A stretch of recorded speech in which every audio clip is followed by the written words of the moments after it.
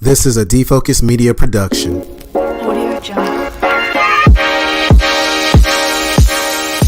What's up, everyone? It's your favorite optometrist, Dr. Daryl Glover. And I'm Dr. Jennifer Lyerly, resident optometry nerd. And welcome to Defocus Media, optometry's #1 podcast, where we discuss the hottest topics, latest technology, eyewear, practice management, and more. So sit back, relax, and defocus.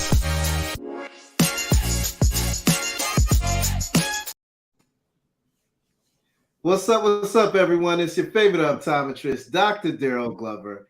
Happy Monday, happy holidays. Today I'm super excited because I get to hang out with two stars in eye care that have really touched my heart, but have really made me a better optometrist. And I'm super excited to share the stage with them today because we're going to talk about something that a lot of folks are interested in, and that's opening up a private practice. We're going to talk about the journey to opening a private practice. And with me today, we have two rock stars that have done it and been successful, but they're also going to talk about their wins, their losses, marketing, inventory, you name it. We got everything that you need to be successful when it comes to opening a practice. Friends and colleagues, I would love to introduce my two favorite colleagues, Dr. Lazar and Dr. Kriti Bhagat. How are you two ladies doing today? Hi. Great. It's Monday. Awesome. Well, thanks so much for being a part of the show today. And both of you are not strangers. You have both been on the show, and we've had some great times, whether it's talking about myopia management or just your journey in eye care. But I learned so much from both of you. And I really want to share your knowledge with the wonderful world of eye care, especially when it comes to opening up a private practice. So Dr. Bhagat, if you don't mind, maybe starting off, maybe giving us a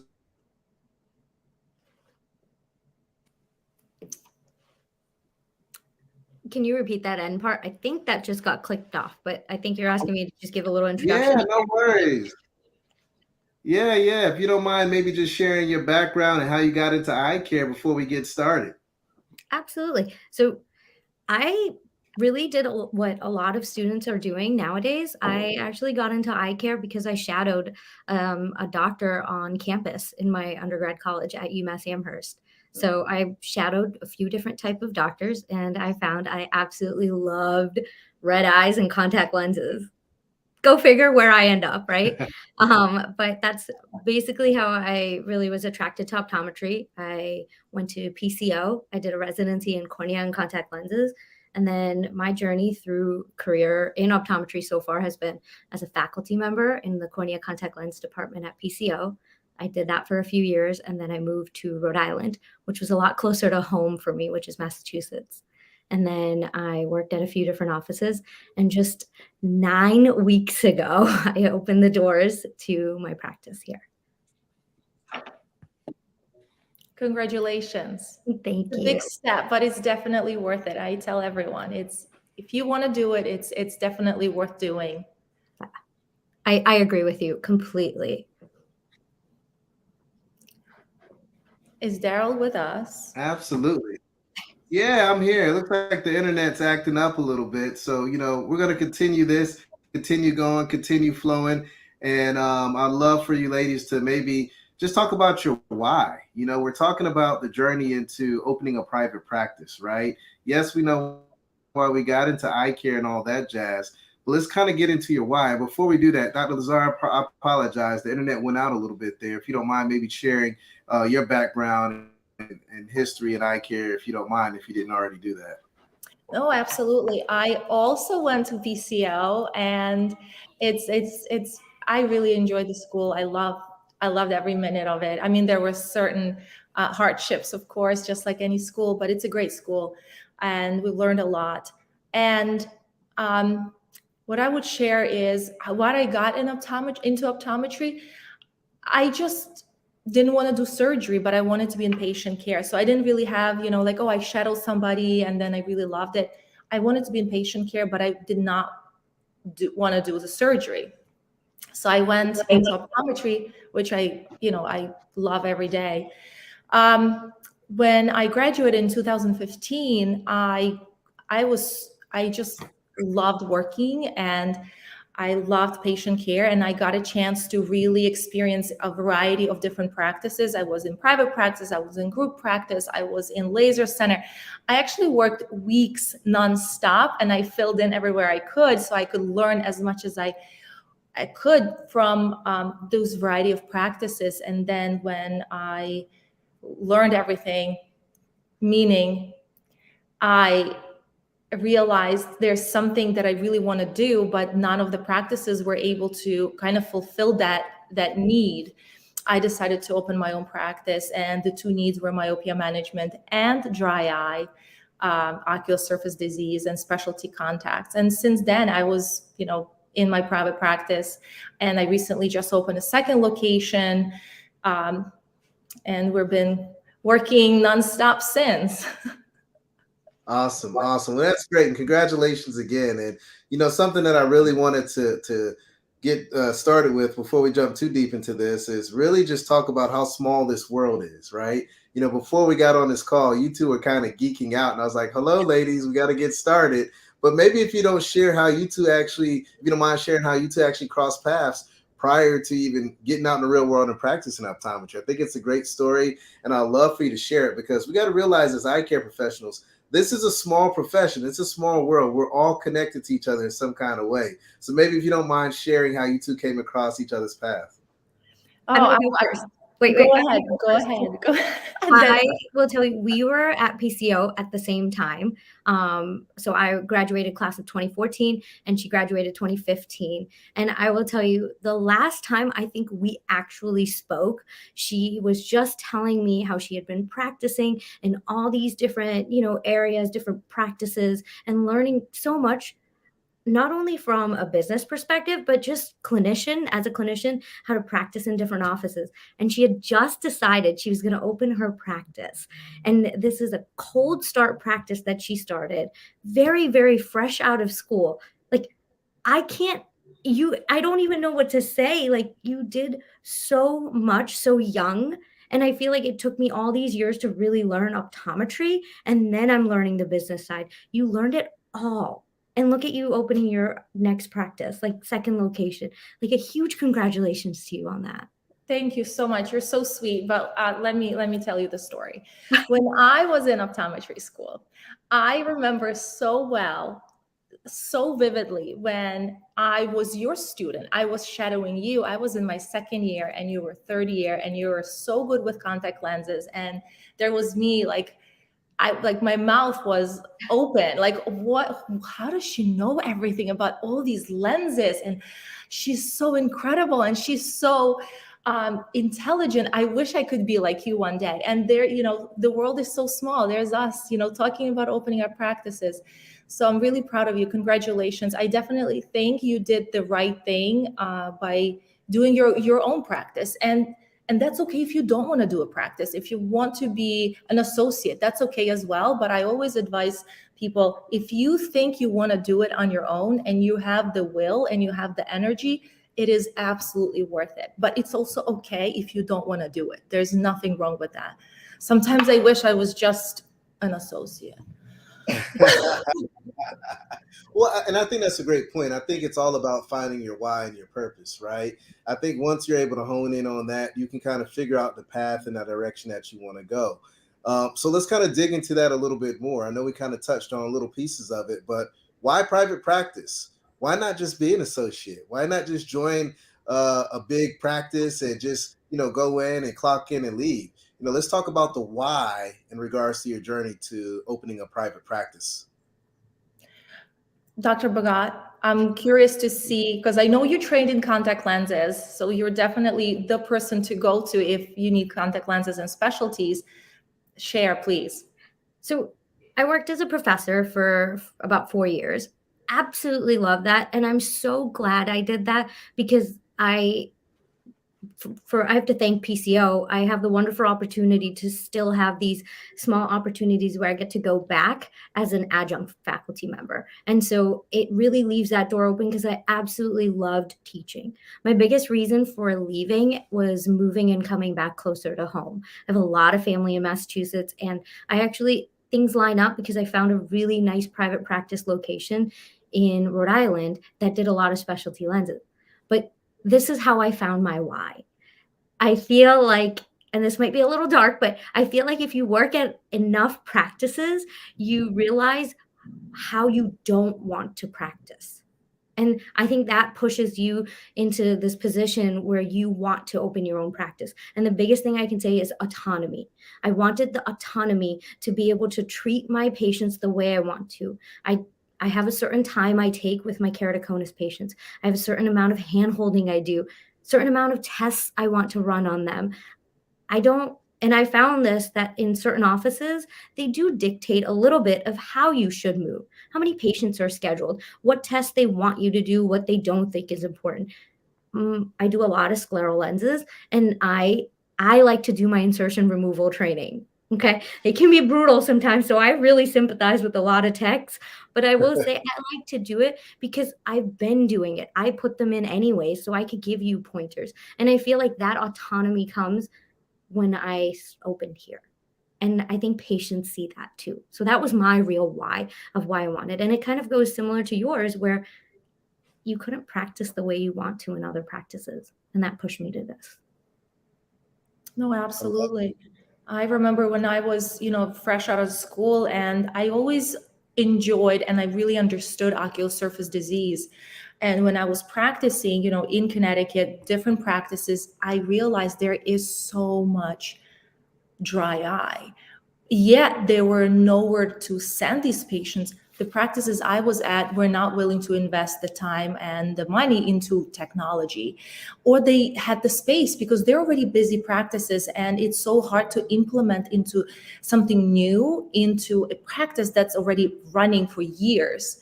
So that's really what pushed me over the edge. I was coming home and I said, I really don't enjoy how I practice, because I know we could do better. And right now we're just winging it. We're just telling these patients, there is a technology for you, but there's nobody who will do it. Like, how can we tell this to our patients? Like, it was really bothering me. So that's when I just decided to go my own way and do my own thing. I love it. I love it. And I want to give a shout out to Dr. Dorothy. She's on LinkedIn right now watching us as we live stream, and she's saying, "Go ladies. I encourage you to remember we are on the public health front lines. Crank out your medical expertise. Medical expertise are our most important superpower." And I strongly agree. And honestly, I think that's one thing that COVID really woke us up on, is that, we need to embrace more of that medical side. We still need to maintain the retail, because that's a big piece of how we bring in to the bottom line. But it's very important to make sure that we embrace that medical aspect of optometry. It really helps to put us at the forefront of healthcare. And it's very important to make sure that we are, embracing that. So thank you so much, Dr. Dorothy. We got to get you on the podcast at some point in time. I have the honor and privilege to sit on the board with her, and everything she says, I'm just taking notes, because she is just a wealth of knowledge. And you're talking about full scope optometry, teleoptometry. She's really breaking some boundaries and some ceilings when it comes to that mode of practice. So thank you for everything that you do as well, Dr. Dorothy. All right, so let's jump into it. People want to know, what should they do when they open up a private practice? So let's kind of jump into the journey of what that looks like. And, I think the first step is really understanding the market. So I'd love to learn a little bit more about, how did you conduct your market analysis? Did you have a business plan? What was the first step in regards to really seeing if this concept, this idea, this vision, this dream could really come to fruition? Who wants to go first? I can go first.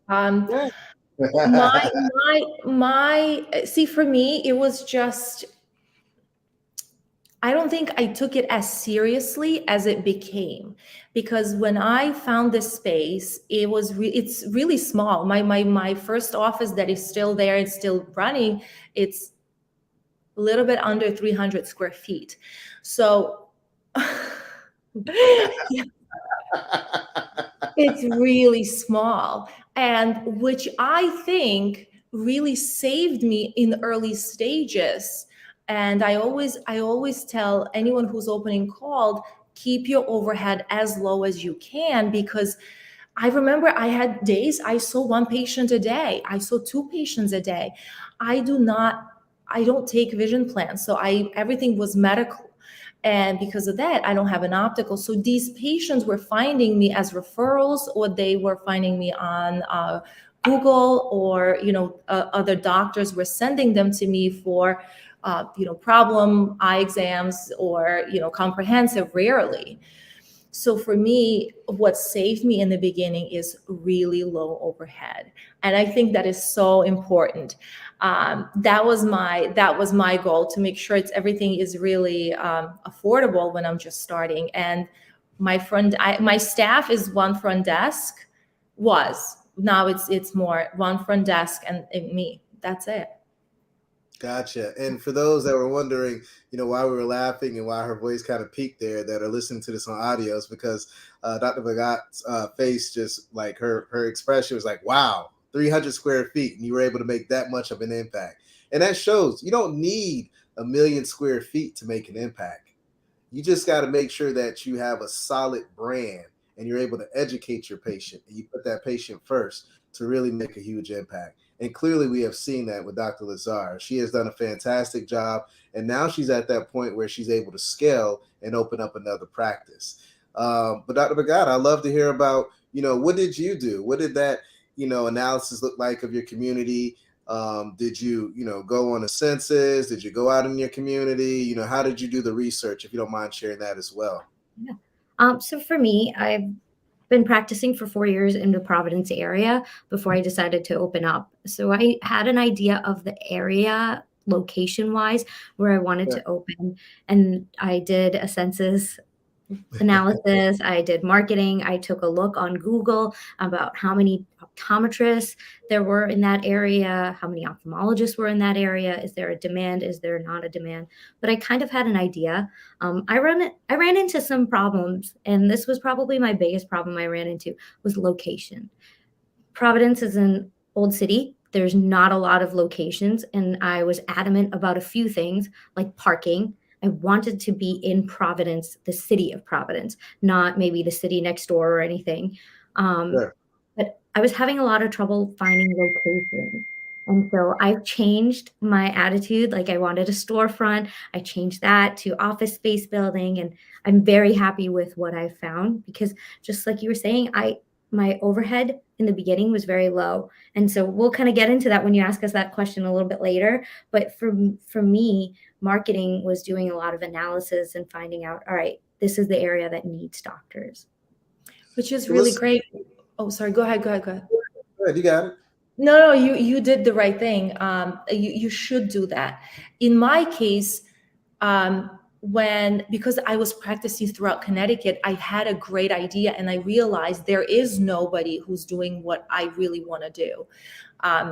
And the same thing, but I also did not. I did not overthink that. I knew this needs to be done, and I just went ahead and did it. Yeah, and I think something that you both have hit on is that you had experience in the area, right? It's kind of like even when you want to buy a new home, right? I know for my wife and I, we moved to the area that we live in now. We stayed in an apartment. Then we bought a townhome. Then we bought a house. We kind of tested the market to make sure that it was our vibe, it was the demographic that we wanted to be, is where we wanted to raise our children. You kind of have to have the same mindset when it comes to opening a practice, right? You want to make sure that you get into that community, that you shake hands, you kiss babies, you go to the grocery stores. You want to make sure that you really feel that vibe. And I think that's important, to have some experience. And working in different modes of practice will help you figure out if that's the place that you want to practice, or if there's a true need for something like specialty contacts or dry eye or low vision or any other specialty that's out there. Now, something that I want to touch on, because you both already touched on it briefly, is location. I mean, location is king, right? When you were looking for the location, I know you touched on storefront. I hear a lot of doctors always talking about, man, I should buy this building. And some are like, I don't want that headache. I want to just go ahead and rent it out because I don't want that overhead or that loan. What kind of thoughts were you having when it came to, potentially owning the building or renting out a place, and how much square feet to actually look at as well? What did that process look like? It started as a huge diagram with all these wants that I had. And I really realized very quickly the struggles I was having. So this was my biggest struggle with the office. And I hope it's relatable to some of us as younger optometrists, because I will tell you, I had a lot of landlords that were not willing to rent to me. And I had a lot of, so normally when you go and you look at a office space and you want to rent, they may ask you for your financials. As long as you've been approved from the loan side, your financials are all set. But I've had some landlords that asked me for my financials. I've had others that gave me a look up and down and asked me how old I was. I've had other doctors that asked me for my CV. I mean, not doctors, landlords asked me for my CV. And when I hand them a 20-page CV that should speak for itself, mm-mm. So I went through a lot of struggles in Providence of not knowing the right people for certain buildings I wanted to rent from. And so that was a big problem. I probably looked for a site for almost a year and a half before I found this one. And I can be very happy to say that my landlord, I'm thankful for them to trust in me. They have worked very, very well with me in this space, but I really went through all the struggles. So all the wants I had and the things I thought I would do and what I wanted and square footage, that changed probably 15 times for me. Wow. How about you, That- Dr. that is- Lazar? Oh, a very similar situation. Well, Connecticut is very strict on permits. So, for example, I realized that for the second office, because we do want to bring in a lot of medical treatments into the practice, we can't have a storefront. My idea for the second office was Apple Store storefront. I had like these like crazy ideas, and when we started looking, I quickly realized, just like you, Dr. Bhagat, you've got to adjust your needs and wants. And so we ended up going with few realtors that we had to change for very similar reason. And then we had a really amazing realtor who immediately took us to a medical building, said, if you want to do what you want to do, you only can be in the medical building. And everything just made sense. That I can't be on the avenue and do IPLs and do other medical treatments because it requires a permit. Like the building requires a permit. There's a lot of rules that you have to abide. You can't be on the first floor. You can only be on the second floor in certain towns and certain streets. It's really strict. So it's important to find a realtor, not just the landlord, but a realtor who will understand what your needs are and take you and not waste your time. Because often I was taken to this beautiful space, and then once we started looking into it, they're like, well, you can't do anything. You can only be retail in here. You could have to be 95% retail, and you can only do eye exams. You can't do any medical treatments. So you need to be very clear up front with your realtor what you need, so then they can guide you and take you to the correct location. I love that. And I love that you mentioned realtor. We actually got a comment from Diane, and she stated, working with the healthcare realtor can also cut through some of the BS landlord situations. So clearly this is a problem that's out there, right? So all my healthcare professionals that are looking to open a practice, look for a healthcare realtor, someone that has a niche in that world of, looking for properties and things of that nature. And it will save you a lot of headache as well. Something that I love that you ladies did is that you understand the power of pivoting, right? Sometimes we get so locked into a certain vision that we forget everything. We try to make that vision happen, but you were able to know that there's other ways of making that impact, and you were able to make that change. Because sometimes we get lost in the sauce. We'll be doing the same thing for a year, and you look up and you're like, man, I haven't gone anywhere with this idea, this concept, and then you got to start fresh again. So the power of the pivot is so strong. It teaches you a lot about yourself, I think. And it takes a long time to realize, okay, I have to let this go, because that wasn't easy for me. I would spend almost 3-4 months at a site and then get far along and realize, oh wow, they're just not responding back to my lease, or they're not responding back to certain things. And so you've now wasted 3-4 months. You have to start the search all over again. And so it teaches you a lot about yourself and how you can accept this news too. Yeah. And hey, I want to just say you did a fantastic job, shaking off those haters. I mean, for someone to look at you and ask your age and not respect that CV, I mean, you're a highly intelligent and powerful woman, and I care. And anyone that sees your background should not give any kind of, lip about what's going on. And, the world has to do better, right? You can't judge a book by its cover. Sit down, take the time, get to know the person, understand that they're going to add value to your community. So you need to listen. We are truly, the game changers when it comes to healthcare. So wherever we set up shop, everyone needs to roll out the red carpet and allow us in so we can make an impact in their community. Yes to that. So, Yeah. when it comes to real estate, it can be expensive, whether you're buying it, whether you're renting it.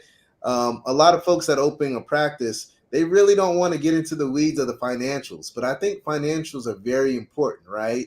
What did that look like? What was that process like when you were looking for a place? And also when it came to maybe even looking to buy equipment? I mean, this is a lot of money. This is a big investment. Where do you start? Dr. Bhagat, if you don't mind sharing your perspective and what that looked like as well. So I used to make a joke that all I needed was an exam chair and a pentacam, and I'll be okay. Everything else will come, right? I just needed my pentacam and an exam chair. And pentacams are a very, very big ask. But when you're doing specialty contact lenses and keratoconus, it was like the only thing I wanted. But starting at the financials, really talking to a lot of colleagues was a big help for me. Any meeting or any events that I was going to, I've built great friends and colleagues in this industry. And so asking a lot of them, all right, hey, you are a successful practice owner, tell me a little bit. I worked with eye care advisors, and I absolutely love them.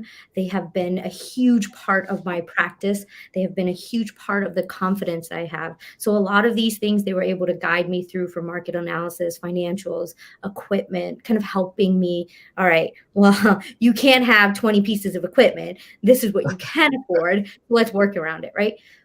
So starting off with financials, my biggest save, and I saved almost $80,000, which is huge for me, was the build out of this office.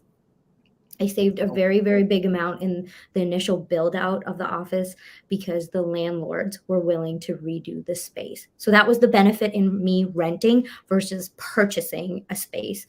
So because I'm renting and this landlord was able to do that for me, I was able to get a very beautiful, great office, which is hard, right? Like to start off and have even light fixtures, certain ones, it's a hard thing. So because I saved money on that, I was able to invest in, and I took that money and I invested it in my equipment.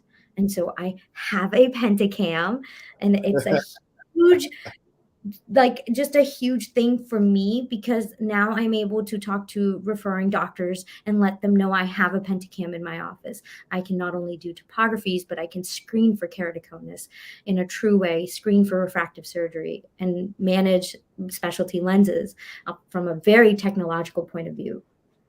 So I'm able to have I have Optos, things like that I was able to invest in.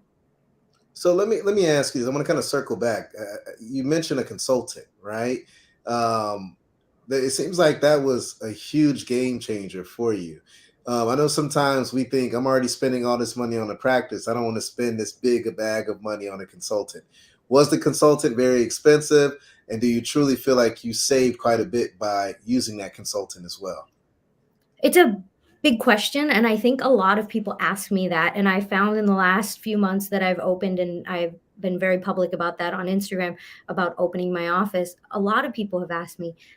So I will say I've been blessed with a few consulting opportunities throughout the years, or being able to teach as adjunct, and what I did with that money was I saved it.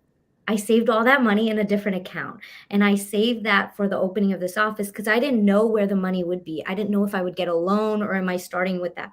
I ended up using that money in investing in a consulting with eye care advisors, and the amount of ways that they have helped me save money, oh my gosh, completely worth it in so many different ways. So for me, my biggest obstacle was I'm not a business savvy person. I know how to do optometry. I'd say proudly. I am very happy with the way I treat my patients and how I do specialty lenses. I feel confident in that. But when it comes to the business aspect of billing, coding, all that, I was very, very scared, and they helped me a lot with that. That's big for you to say, because as optometrists, we think we know it all, right? We think we're killing it in exam lane, which we are, right? But we also think we're killing it, when it comes to the business piece. And when you look at what COVID did, it really exposed a lot of practices that thought they were well ran machines, where they were kind of lost in the sauce. I mean, some of them had to close their doors, which is sad, because we need more optometrists in different places. But I think it's huge to say that, you're not great at everything, and that you're going to hire someone that's an expert to complement what you can do in the exam lane. So that's great to hear. And I advise anyone out there that feel like they don't have that knack for business, get a consultant, right? Hire someone, get some help. But most importantly, leverage other people's experiences. You got a lot of amazing people, especially these two docs on this call, that could probably consult with you and tell you what you should do and what you shouldn't do. So thanks for sharing that. Dr. Lazar, you're up. What did that look like for you from just a financial standpoint? And did you hire a consultant when you got into opening up this second practice? I think Dr. Bhagat's experience is way more advanced when she opened her practice compared to me. I had no idea. So that's why I did work with a consultant, and I always recommend get a consultant if you're not sure. I mean, I found this space, and I'm just sitting there and thinking, how do people call me? Like, do I need to get a phone? Like, this is how little I understood. Yes, I am a good doctor, and I know really well what I'm doing in the exam, but I didn't even realize that, the basic, how about payroll? How about setting up your website? Who's going to do that? Or, like these little things that you think are just given, actually, they were not given to me. I had to learn step by step everything. Even building the office, right? Where do I even start? Do I get a contractor? Do I ask my father to do it? Like, where do we go with this? So yes, I did work with a consultant. I learned so much from them. They really, really guided me through the first year of practice. And then, once you exhaust everything and you're like, I think I can take off from now, you don't have to continue. You just need it as long as you need it. So I worked with them, and I was very grateful for their, everything. Even how about setting up your HIPAA forms, or setting up your fees, or setting up your, it's just those are the little things we think we know until you sit down and you realize. How about medical questionnaire? Like, those are the things, it's that I had to go through. Like the second office, I'll tell you for sure, the second office is much easier because I know everything, how to do it, but now I actually have to do it, and time is very limited. Yeah. That's the issue. Time is very limited. Thing that we have, not a lot of, right? Time, for sure. And I love how you two are leveraging others to be able to make up for that time so that you can focus in that exam lane. Now, for those that may be wondering, hey, I don't have any money, I want to open a practice. What did that look like if you did borrow any money from the bank? Did you find bigger banks are better than community banks? Did you work with, credit unions? What did that process look like? Where should someone start when they want to figure out how they're going to get capital to open up a practice? I took out a loan. And it's not wrong to reach out to all the banks, like a big banks, and then local banks. And sometimes local banks will help you more, and will be able to give you better interest rates compared to big banks, because you're in their community. They want you to succeed, and they want you to be there. So, I would interview and ask everyone and see, and then compare, sit down and do a comparison analysis and see what happens and how you can, which one is going to help you the most. I agree. Gotcha. Doing an analysis is really big. Local banks will give you a better interest rate, and then you have bigger banks that have more resources. So they'll have a department that can help you with, every time you pull money out, they'll have different people. So you get best of both worlds, but reach out to them. And for anyone who's really thinking about starting, Dr. Lazar, you probably know this a lot more than I do, but if you're still thinking about starting right after school or a little bit, you're maybe 1 year out, don't be afraid. Don't be afraid. I know you have student loans, but there are ways there are so many people that can help you analyze all your loans that you have. And a lot of banks are willing to offer you this money on loans as long as you have a plan, in which you will have a plan. So I would say don't let that deter you from opening or having the dream to open. And I think I believe both of us have a lot of loans, and we still do, and we're just keep adding loans. But you know what? We're believing in our dream, and somebody else is supporting us with it, and there are people that are out there to support you for it. And it doesn't, when you're just opening cold and you're just starting, you don't have to buy every piece of equipment. I mean, honestly, I do a lot of dry eye. That is my main focus, and myopia management. I still don't have tear lab in my practice because I think it is not as essential as being able to treat it. Diagnosing is great, but also treating it is more important. So you need to prioritize, like, what is it? Do you need to have every piece of diagnostic in your practice? Maybe not in the beginning, but you need to prioritize. So my first piece of equipment I purchased was a topographer for myopia management and a lip scan. What else do you need? That's it. And then, believe it or not, you have a lot of equipment. Like, I have my trial lens kit from school. I had my diagnostic kit. I had my lenses. My BIO. Well, actually, I everything I purchased as a student is in my original practice. Everything you just said. And now for this practice, I realized, wait, I don't have a BIO. I need to purchase BIO, and I need to purchase all these, even occluders. I had no occluders. I'm still using everything as a student. So when you're purchasing your equipment and you're thinking, oh my God, it is so much money. Well, guess what? You're getting a great deal, because I am in a process of purchasing. And it is really, you're getting a 50% off as a student on everything. So take advantage of it. And if you think you want to buy a practice or have a practice open cold, buy two. Or hold on to it. Because I have a lot of friends that sold it on eBay. And now I'm like, wait, did you sell that? Because I need that. But yeah, hold on to it. So let me ask you this: when it comes to the equipment, is there a certain percentage that consultants say that you should spend on the equipment, or is it just really figuring out, I want to invest more in the layout, or I want to invest more in equipment, or more in the marketing? What does the percentage look like when someone's trying to open a cold start that's a safe way or a safe landing? That's a really good question. I think it really depends on what kind of practice you're opening. For both of us, we had a specialty. So we knew some of our equipment, like a topographer, is going to cost a little bit more. So then I'm not spending as much on other things. I think consultants really help you because they talk to you about what type of practice, what's important to you, and they'll help guide you towards how much you're spending on your equipment. Gotcha. And for someone that's looking to rent their facility, what's the timeline for how long you have to rent? Because you think commercial space, 5, 10, 15 years, what did that look like for you two? For me, it was, I'm glad I signed a 5-year lease. A lot of places will ask 5 or 10. Usually it's 10 if they're putting this much work into an office. I'm surprised that they were okay with the 5. I'm actually on the same one for this. Both offices actually 5-year with renewals. Yes. Gotcha.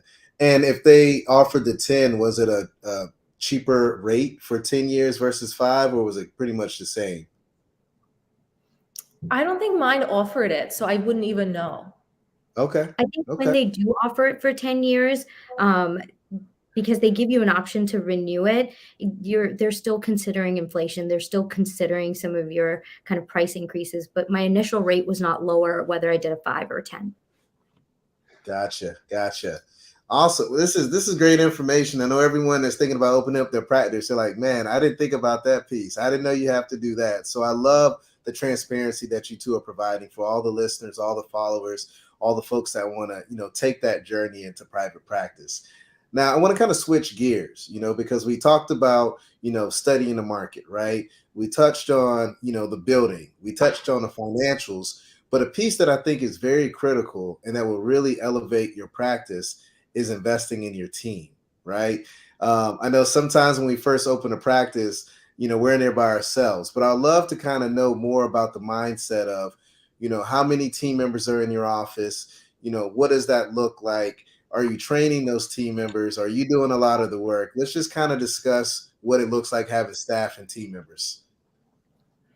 I think staffing is, okay, if you think opening a cold practice is difficult, I think staffing is way more difficult. It is really challenging because everyone whoever you're looking for, they need to match your beliefs, they need to match your energy, they want to be able to share what you're trying to do in your practice, and it's really difficult to find somebody who will be willing to put the work in. And I do think investing in your staff is probably the best investment you can do. So we do, pay our staff, I do think, above average, just because we want them to want to work. It's like, I want you to want this job, and it is worth it. And we do train everyone. I had a handbook, like a employee handbook, where everyone is trained. So everyone is using the same language in the practice. Everyone is able to explain every piece of equipment in the same language, so there is no confusion, because sometimes patient comes in and they will be interacting with a different staff member, and I don't want them to get a different feedback or different information. So everything is written down, and I actually do require my staff memorize everything word for word. Maybe it's a little bit too much, but for me, in order to keep that standard of care, we do need to clone each other. Like everyone is cloned. This is what I prefer.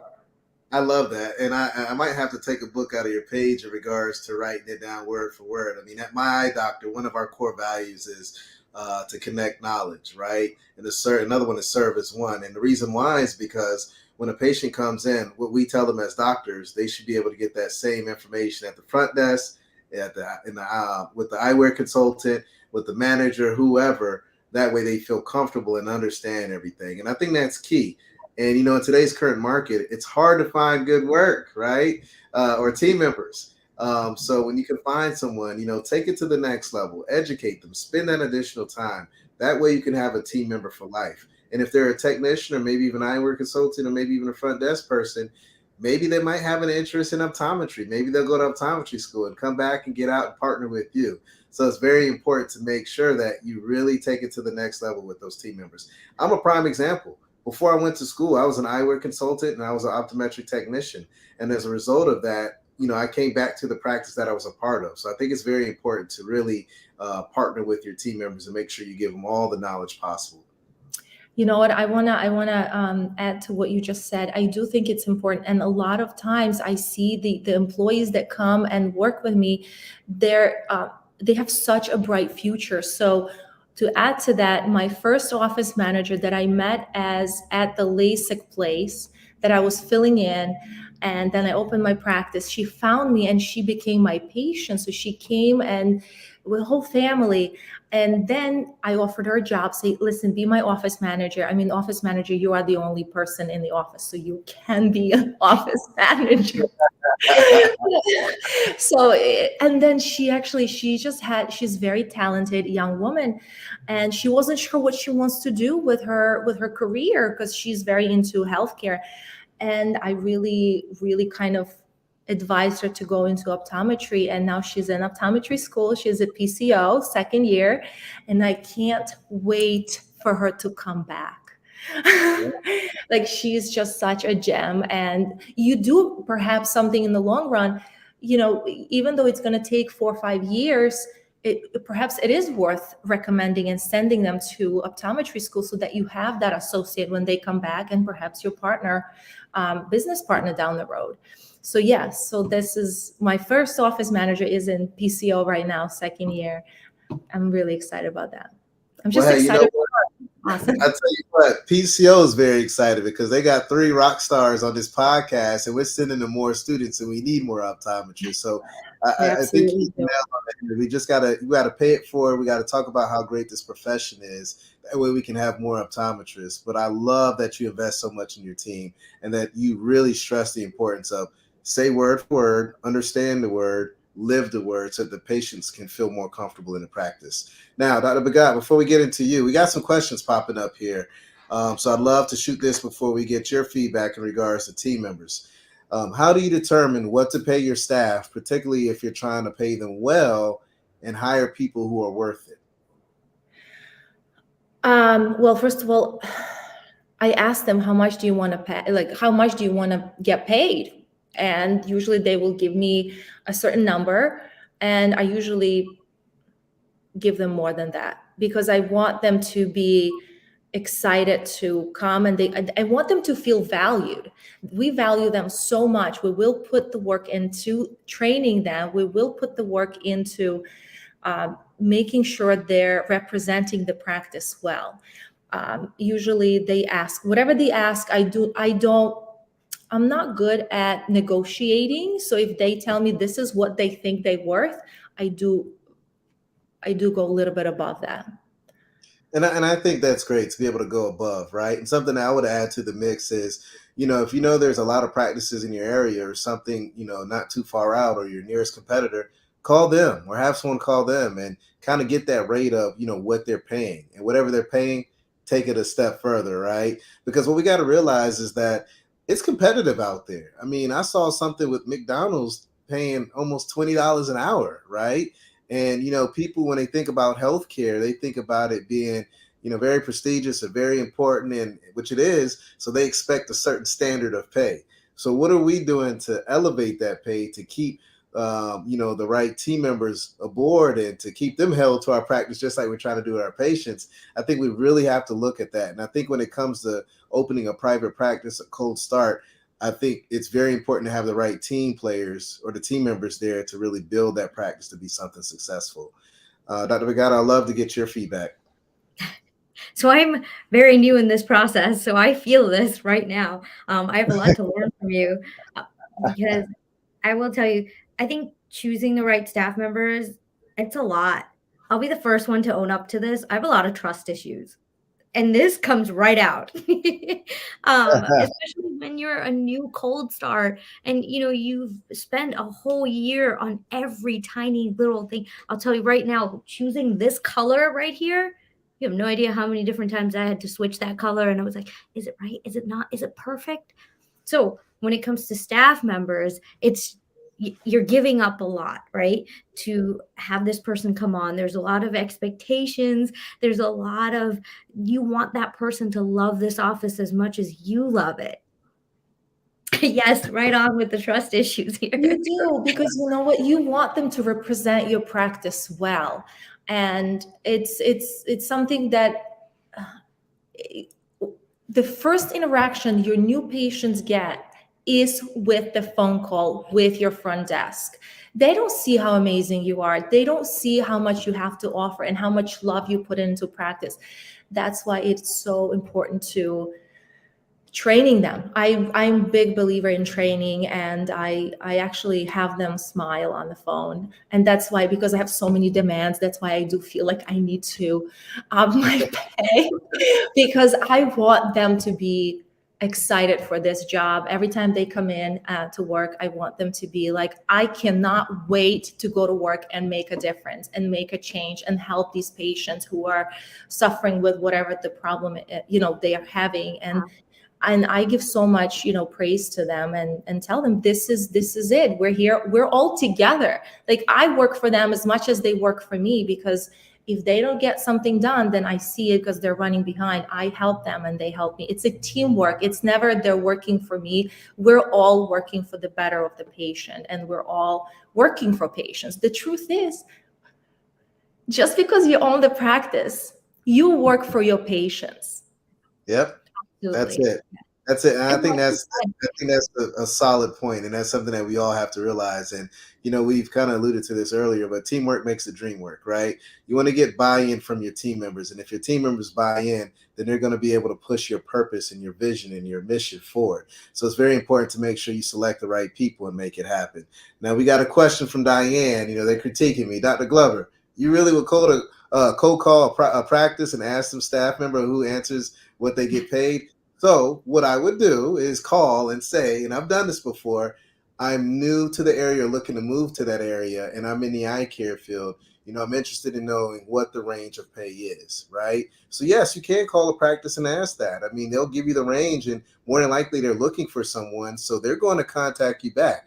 The other things that you can do is reach out to the local associations. There's some type of optician association, optometry association. Contact people in there, or even go on forums, right? But you want to do some type of digging. You want to reach out, and you want to make sure that you're kind of in that ballpark. That way you don't pay them too much, but pay them just enough to keep them held to the practice and invest in them when it comes to training. So yes, I am that guy. So if I call you practice, sorry in advance.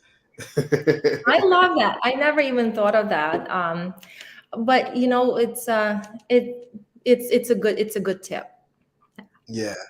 So Dr. Bhagat, talk to us about your team members. How many people do you have in your practice, and what kind of hours are you giving each person? Because it's one thing to hire one person or 5 people, but are they all getting equal hours in that practice, or does it depend on what that patient flow looks like? So, like I said, I had a lot of trouble with just thinking about sharing this office. But one of the biggest things for me was I want whoever's working here to be very proud of where they work. That was my big thing. I want you to be proud.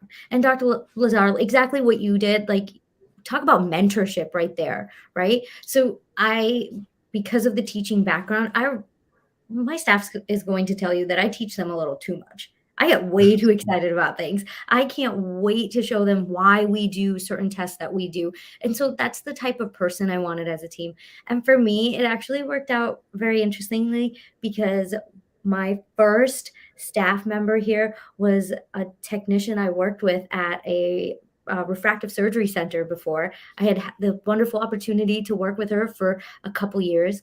I had this chance to get to know her, and she had told me that she was an optician. She used to do glasses. She has knowledge of working up patients. She was a surgical tech. She was doing things at the front desk. So she had been so well rehearsed in so many ways. And I really saw that as an opportunity of, all right, are you ready to take all this stuff that you know and take it to the next level?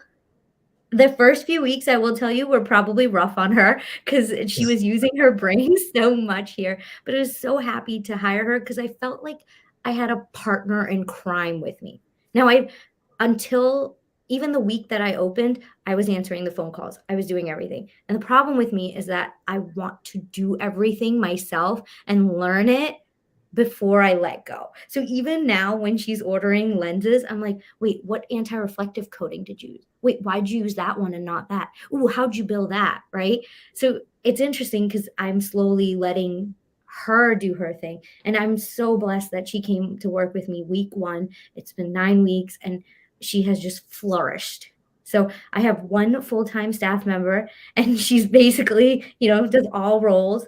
And then it's a good problem, but we started really getting a lot of calls, a lot more patients, and there's a lot more work. So I hired a part-time employee just last week. And she has been working 3 days, and she comes in and she has so much knowledge of insurance, which is now becoming my problem now that I'm open and I'm starting to submit claims and things. So it's just been working out very well. I have 2 staff members, 1 full-time and 1 part-time. Love it. Love it. And Dr. Lazar, how many folks do you have in your office? So I started with 1 front desk, Sharon, who's my office manager, who's in optometry school now. I've had that for a while, for good 3-4 years. I just had 1 person because the way the practice was set up, it's very private. very small practice. So we only had one patient at a time. We had no optical. And that allowed me to really cultivate this culture when patients love the luxury to be the only patient in the room, the only patient with all the attention on them. And that really pushed the word got out, like, oh, you can go to, Dr. Lazar, it's only one patient at a time, which during COVID was gold mine. Everyone wanted to come and see me because it was only one patient at a time. Yeah. And then, of course, it gotten so busy, we added a virtual assistant. So I have a virtual assistant, and she's the one to take care of the scheduling, and she helps with. So she's with me when I'm seeing patients. She does the electronic records, and then so she's like this one woman that's like attached to me everywhere I go, and she just does the notes. It's very, very. If you're busy and you can't do everything yourself, and that was just like you, Dr. Bhagat, I had to micromanage everything. But then I realized I have a team. I mean, it's really small, but if I have to micromanage them, why do I need them? Like I had to learn to sit back and trust them. I also, in one of my requirements when I hire people, you need to be self-sufficient. If I have to micromanage you, I don't need you, because that means I have to do it myself. So I always tell my staff, figure it out yourself. If there's an issue, call the e-doctor, call the electronic records yourself. Don't tell me. I'm not going to help you. I don't even want to know about it unless everything's falling apart. I just don't have the time to be concentrating on those things when they're there and they should be taking care of that. So for me, being self-sufficient and doing things on their own and being resourceful and looking for things, looking for answers without me there, that's a big, big one. So that was my team, was my front desk and my virtual assistant.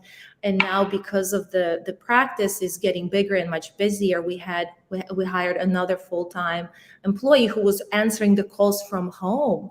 Because if you think about it, the office is really small. So the front desk, when we're seeing patients, one patient at a time, there is no time for them to be answering calls and taking care of the patients on the other line. So we had to hire another full-time employee to work from home. And now with the new office, we have 2 more full-time employees. So the team is still really small, but I do think everyone is getting busier and busier, and everyone is training each other. So again, it's all about cloning each other. So we're all on the same page. Yeah, But I love it. It's one of those things where even having this conversation, I'm blown away how optometry has changed, right? People taking phone calls from home, right? Virtual assistants walking around with you, being able to scribe. I mean, this is game changing. We have to really think outside of the box when it comes to opening up a private practice, but also looking at the way we practice. I think it's amazing, and I love to see our profession continue to grow. And I hope that everyone out there listening is taking notes and really, going to implement some of these strategies whenever they open a practice. Now, something that you said, I think is huge, especially if you're like my wife, and it sounds like you ladies can kind of be that way, is that you got to delegate. Don't be scared. It's okay. I think the key thing, and the thing that's going to help both of you be able to delegate more, is that you're both educators. And as long as you're educating your team on a consistent basis, you will never have anything to worry about, because they're going to do what they need to do. But you as a doctor have to invest in them, as we mentioned earlier. So it's very important to continue pushing that. But I want to switch gears now, all right? Because we're going down this journey. We're going down this path. You two are rock star eye care providers. I mean, some people know you for, doing contact lens for movies like Hocus Pocus, right? Some folks may know you from being on social media and really creating awareness about the importance of eye care. So I really want to jump more into what does the marketing piece look like? Because I think that's huge. I think in today's society, we all are personal brands. And it's very important for us to develop that brand, but it's even more important to be able to market that brand and market it to the right people. So if you could maybe touch on what marketing looks like in your practice. I think you're so right. You are your own brand. That is true, because I realize nobody cares how I name my practices. Nobody cares. They just know, oh, Dr. Ina Lazar. Oh, where is she today? Oh, she's there. Okay, I'll go see there. Like, they do not care the name of the practice, which is cool and sad because I put so much thought into it. But you are your own brand, and you definitely want to make sure your name is everywhere, because that's how they know. Oh, what is this new practice? Oh, wait, it's Dr. Lazar's practice. This is how they're going to find you. So definitely put your name everywhere, which is I don't like, but I am gonna do it.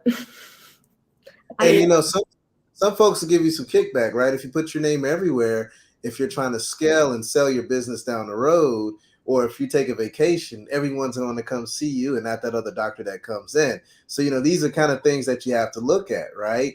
But if you want to be smaller, more intimate, and you're going to be there to serve your patients, then maybe that's the route you want to go. So everyone out there listening, you have to really think about the immediate and also your long-term vision and plan, right?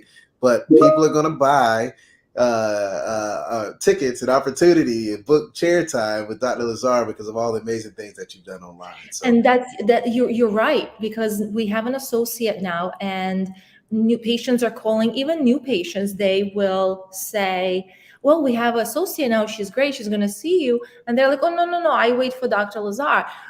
And then they say, well, there's going to be a longer wait. Yeah. Oh, that's okay, I'll wait. And they're waiting weeks.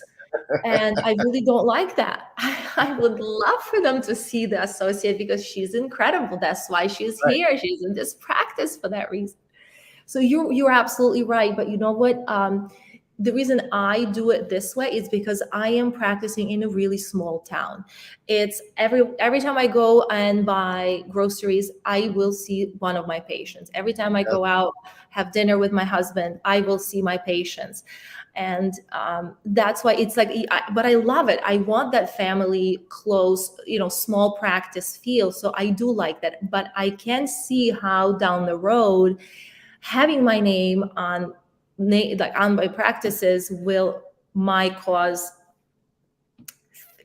not issues, but different things I have to think about and figure out as we go, which is okay to do. It's okay to figure it out down the road. Absolutely. And that's more of, maybe a new doctor joining a practice, like you said, right? Now, if you decide at some point in time you want to sell to someone or private equity, as long as the numbers are right, you have a healthy business and you have the right culture of whoever you're trying to partner with, it's not going to be an issue. But new doctors coming on, they may want to have that one umbrella where they feel like it's their ownership as well, right? So there's no right or wrong. It's about what you want. But I love the transparency that you're providing to all the listeners today. Dr. Bhagat, I'd love to get to know a little bit more about your marketing strategy and what you're doing. I mean, do you have posters on the window saying I'm the famous doctor that did the contact lens for Hocus Pocus? Because I'm pretty sure that's going to draw a lot of patients in as well. I have a problem where I do not like, I don't know, I feel very uncomfortable advertising myself. I really do. Like, I just have such a hard time with it. And it's something I've dabbled a little. I am so happy for my Instagram page that I have for reading, because that's helped me a little, but you'll rarely see me post pictures of myself on there. And that's something I'm learning to do. My marketing strategy so far has been actually a lot of word of mouth and referrals. So I'm very blessed that I have a great network of colleagues in the Rhode Island, Massachusetts area. And I've really honed in on referrals. I just created a new referral page, like a notepad that I can give my doctors so they don't have to do anything and just refer patients here and we'll take care of it. Things like that have been more on that side. We have a social media page. I try to put glasses and things on there. And I'm just hoping that every patient that really comes here enjoys it. And I've noticed that. Like, I had a patient that came, she brought her mom, she brought her dad, and then her siblings came in, and that just meant so much to me. So I think that's been my strategy for now, and we'll see as we grow. I think it's also, if you're in a small town, which I am, joining the groups. I'm part of Lions Club. I go to schools and we do school screenings. Doing those little things are going to be helpful. Going out to restaurants for lunch or ordering lunches, I still order lunches for my staff. And the restaurants know us. Oh yeah, that's the office, around the corner. They're the eye doctor's office. Oh, I need to go there. I need to get my eyes checked. Like, this is something, it's just like a snowballing. But joining the groups, we have a great moms group, Facebook moms groups, parents groups. Those are but they're not just virtual. They're actually real mom groups that we can, have like dinners together or lunches and museums. Like, there is a community, which being an immigrant and, leaving my hometown, small hometown, I finally achieved this hometown here, and I'm like really loving it. So that's why for me, like, a small town family feel is very important, but really joining and being out there. Just meeting people. I really think meeting people in your town when you're opening call is a big deal. And they love it. They're excited to have a new business in town. I think similarly, like a lot of my patients, whether they own small businesses or their kids own small businesses, somebody does. Like for our grand opening, we ended up using a local bakery of a patient's daughter or something, like things like that. I have purchased Christmas gifts from a patient's son's business. It's just like that kind of connection. And I think that means so much to me. And I want that. That's the feel I want. That's who I want to attract to the office. So being that it's so new, I have a lot to learn and, going out, hopefully in this area, making friends, being out there, taking different classes, going out to eat. The Chamber of Commerce has been great for me locally. Yeah. Yes, Chamber of Commerce. But yeah, listen, you're a business in your town and you want to be supported. So you have to, not you, like me too, like I'm talking to everyone, we want to be supporting the small businesses in our town, because it's this whole ecosystem. You support them and then they're able to come and support you back. So same thing. I try to shop in my local stores. We go out to dinners in my local stores. If I buy toys for my son, I go to a local store in town because they already know me and we have great conversations. And it's just feels good to support a small business in town. But then it just always gives back. So Always I get it have a back. bookstore that is literally a block away from me. And so the bookstore, I have given them a lot of business through the years. And now they have been such great supporters for me, because every time somebody comes in and is having trouble with their glasses, they let them know, hey, there's an office right down the block from here. Exactly. That is exactly right. So, Well, a couple things. I think it's huge to, number one, invest in your community, right? Yes, to bring more patients, but also because of the legislation component, right? When people think of healthcare and eye care, and there's something that's going, up, we want to make sure that everyone knows that we're the experts, right? We always want to make sure that we're top of mind when anything that has to do with expanding our scope or protecting our rights. And that involves being leaders in the exam room, but also out. And the only way you can do that is by being in the community and let people know who you are. So I think that's huge. One of you mentioned earlier, being a part of groups, especially with mothers. I'm a firm believer that once you have the mother in your system and in your office and you wow her, everyone else is going to come, because she's going to force her husband. He has no choice. And the kids are going to come as well. So it's very important, especially when you open up a private practice or just new to an area, go and get, around the mothers groups. Go talk to them, educate them about the importance of children getting their eyes examined. Talk to them about dry eyes. Talk to them about whatever you can do to make that emotional connection. So I love that piece that's there. In regards to the tear-offs, I think that's a big piece, right? I love that. But to take it a step further, to save you some money on those tear-offs, QR codes. QR codes are huge. Being able to have a QR code there where they just scan that, and then it goes directly to setting up an appointment, makes it even easier. Firm believer that, in order to book something, less than 3 steps, right? And if you're able to get someone to that, that point of contact within 3 steps, a scan, pulling out your phone, then you're going to get them to be a part of your practice at some point in time. The books, I think you got a great opportunity with those books.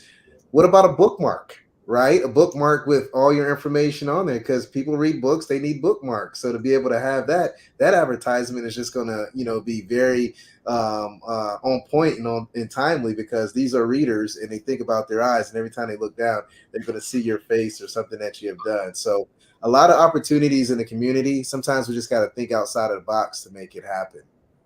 Now, let's see your practices. Let's talk about your practices. We mentioned names earlier. Dr. Bhagat, I'd love for you to maybe tell us, how you came up with the name of your practice, and maybe we can look at a video of what your practice looks like. Absolutely. So the name of the practice is Ideology Vision. I heard that name on a trip when I was in Europe, and I fell in love with that name because that's what this is. This office is built on this ideology of helping patients and kind of looking at it as a whole. So I love the name of it because it really encompasses, you're not just coming in here for, just like get your glasses, prescription, go. It's not that. You're getting so much more here. And if you don't like to be educated, I don't know, you're just getting free education because I just keep talking with all these patients. So I really, that name, I've had that name in mind, and I actually trademarked it locally for the past 2 years. And I've just been waiting on building this dream. So Very nice. Very nice. That name meant a lot to me. Awesome. Dr. Lazar, how about yourself? I love that name, Dr. Bhagat. I was not as fancy. I just this actually name the practice kind of named them like itself, because in my area I am the only one to do dry eye treatments and do myopia management. So everyone, all the doctors are incredible. They I am the referral center in my area, and I've heard one time a doctor say, "Oh yes, just go to her. She's a pro. That's her thing. Go. She's a pro." And I'm like, that kind of makes sense. We are providing this care that really nobody else provides in our area, and we have been doing it for so long. I mean, not very modest, but we are really good at what we're doing, and we are trying our best every time, and we're always trying to advance our knowledge and bring in latest technology. So it's kind of like it just named itself, Pro Eye Care. I love it. Fantastic. Well, let's jump into the videos. We're going to start with yours, Dr. Lazar, and if you don't mind, maybe kind of while it plays, just kind of walk us through what we're looking at, and then we'll jump into Dr. Bhagat. So here we go. Well, we're still.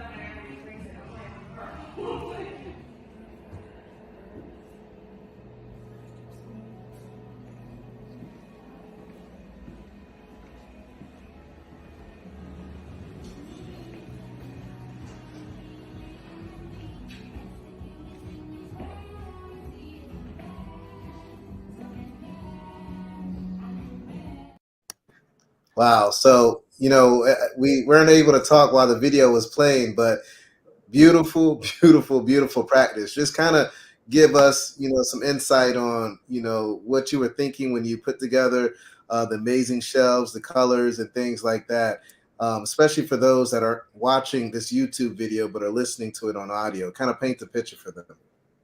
So because I'm already so busy, I would love to say that I did everything. I just had vision, and then I hired people who helped me to really put it into the practice. I just had this vision. I want everything really clean, no clutter, open, high ceilings, and just to be able to have a small optical so I can purchase glasses, because I haven't had glasses since PCO. So the optical is still not my goal, but it's really nice to have that convenience for patients. And the color theme is very clean. Like I like that. I like that. There's nothing else to explain besides I just wanted something very simple, very clean, and maximize the space. Right now we have 5 exam rooms, and they're very similar to the setup that we have in our original practice. but it's we're having treatment rooms now, and I wish I could say more, but it's very just normal exam rooms and practice. Sorry, I don't have anything fancy to Well, say, but it's very, it gives me like spa-like vibes when I look at it. Very it's clean, functional. clear lines. I walk in there and it honestly makes me feel like I want to spend money. And I think sometimes we have to look at what does our environment look like. We're asking patients to spend this, that, and the third, but if it's an environment where it doesn't evoke that feeling or that vibe, why do you expect for them to do that, right? If you present an area where it looks like it's two for $22, then how are you going to ask for premium prices, right? So you have to make sure that the office reflects your vision, but also reflects the doctor as well. And I think both of you, eye care experts, optometrists, when you walk into a room, you give a certain vibe. And being that I've seen both of your practices, your vibe matches your practice, and that's a huge piece when it comes to patients coming in. Look, in my town, most of the practices have been in business for many, many years, and it's really great that they have been in business for so many years. But I really feel like it's time for us. There's so much. Optometry is just starting. I really believe that we're in this growing area as optometry as a profession. It's considered a young profession, so we're just starting, and I really want patients to be able to come in and have an experience. I really didn't want them to come in and, oh, I just need glasses prescription, which is fine if that's what they want to do. But I really want to change the way we approach eye care. I don't want it to be too retail-y, but I do want to be able to provide medical care, provide the treatments for what their needs are, and have them feeling relaxed. A lot of people that I see are really not comfortable with eyes. They don't enjoy when I touch their eyes or their eyelids. They have this phobia and they would rather stay away. It's almost, they would rather go see a dentist than an eye doctor, which is really, so I want them to have this experience and feel joy and relaxed when they're coming in. So I did have interior designer to help me put all this theme together, and mirrors, which as another great marketing tool, having a mirror in your practice, because people do take pictures in the mirror and then they will post it, and it will just, we want people to be marketing for us as well. I love it. And Dr. Bhagat, if you don't mind, maybe sharing, the vision behind your practice, and then we'll jump into the video so people can see, and maybe highlight some of the equipment and some of the special stations in there as well. Because knowing you, I know it just makes sense. So I went through a lot of revisions of how the office is. I started off with, just this very kind of boutique look when I first started, because I just felt like that's where the office should be. And I really realized I'm not a boutique person. And I wanted this office to be a reflection of me. I wanted it to feel very me. So I went through a few different revisions, and the office you'll see has a lot of modern industrial vibes. I grew up in a mill city. I love that I grew up there. I've been around mills and industry for a very long time, like just no matter where I've gone, I've lived in a mill. And so the industrial aspect of things and brick, I like that. And so I wanted it to showcase who I am too. And so you'll see there's clean looks throughout the office, but I tried to incorporate like industrial pipes and woodwork. And I'm really proud to say, like, some of the work that's done, I actually stained the wood myself. I tried to distress it. I helped actually put up one of the walls that has all the wood different pieces on there. And it's your baby, right? It's your practice. And I wanted to be able to help in some aspect with that.